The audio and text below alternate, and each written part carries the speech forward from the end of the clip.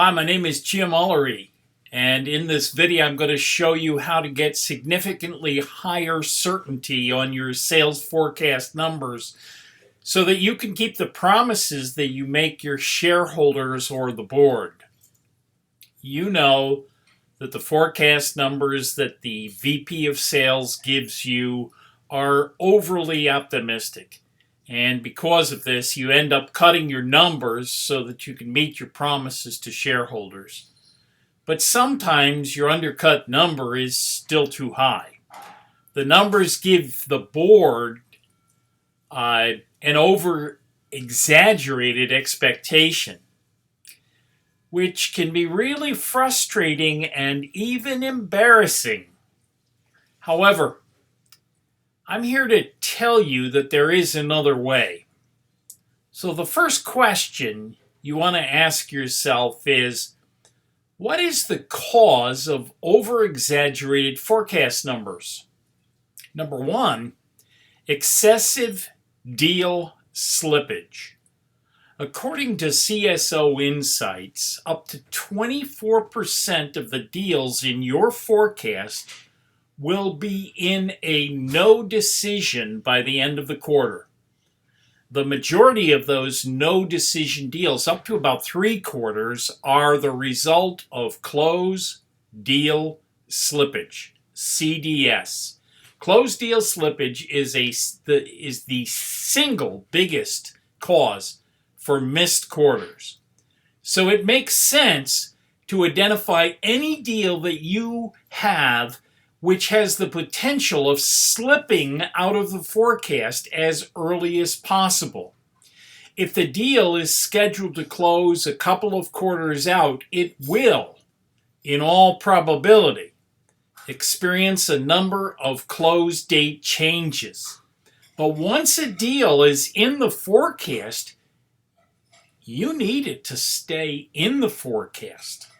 Now, the second item is low win rates. Here's an example. Calculating the probability of winning a deal helps to understand what you have to do differently in order to win the business. Most organizations feel that they're doing everything to cover all the bases, when in reality, their gaps in the approach are like canyons. Sales Pro PSS facilitates how to go the extra mile to understand the compelling events that drive prospects to fix the current reality and assure that your salespeople close more deals. Now, the third is the optimism of your salespeople. Optimism is a philosophy. It's the belief that things will work out for the best, regardless of how the situation looks today. Optimism is a personal choice to view things positively. It's an attitude. It's personal. It's a choice. Optimism is foundational as a success skill for salespeople.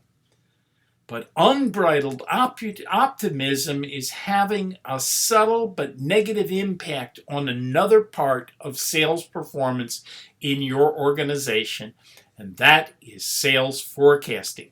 Those rose-colored glasses are blinding salespeople from being able to critically assess an opportunity and forecast accurately. Optimistic salespeople, by their very nature, look for every opportunity that has the potential to win, no matter how cold and dead they may really be. They even tell themselves, it's not a no, it's just not a yes yet. This is an unhealthy level of overconfidence bias, especially to the CFO and the CEO that must meet shareholder expectations for return on investment. Now, what's the conclusion? If you get better insight into your sales data, you get more accurate forecasts. Here's how it works. First thing you want to do is have a key report readily available for you and your VP of Sales, so that you know at a high level if your sales rep is in trouble on a deal. For example, let's say you have a sales professional with a high forecast of closing on a deal. Do he or she know if the client has any money? Is he or she talking to the decision maker? How do they know? Do they understand the compelling event that is driving the customer to change the status quo? All this data is captured in the key result for each deal. So your VP of sales and sales manager can take 5 minutes to determine if the deal is in trouble. The tool assists the sales pro in preparing the right questions for the next sales call, instead of waiting until the end of the month when it's too late. What you want is access to this high-level data. Your VP of sales can provide you with more accurate sales forecasts. You have the insight to help your sales force stay accountable to their goals so that your organization meets and even exceeds sales quota. Now, if you really like this video, then you might like this too. A few times a month, I jump on a call with a CEO or a CFO to help them plan in place so they can keep their forecast numbers accurate and keep their promises to shareholders. To build a thriving organization by giving your sales force a selling system that helps you meet and exceed your sales quota.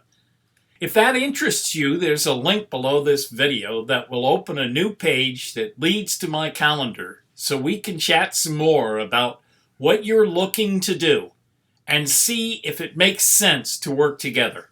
Thanks again for watching and listening, and I look forward to speaking with you.